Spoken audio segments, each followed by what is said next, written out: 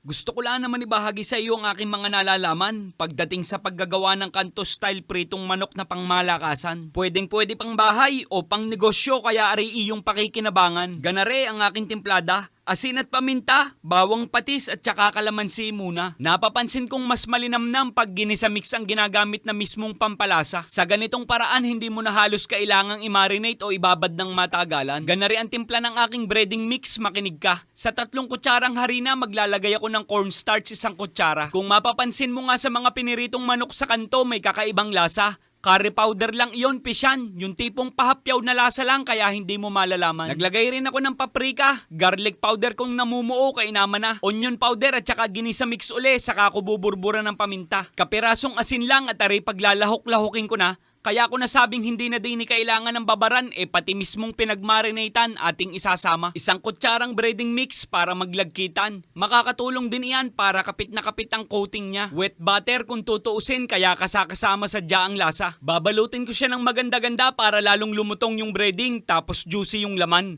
Ipiprito ng lubog sa mantikang may temperaturang katamtaman. Ayos na ayos aring pang ulam o pang pulutan. Bahala ka nang gumawa ng sausawan, ketchup, suka o gravy katalong-katalo aridiyan. Hindi mo na kailangang i-double fry, pwedeng isahan na lang. Malilito ka naman sadya kung ikay kakain o babarik na laang. Ay tignan mo ga naman. Ay inang!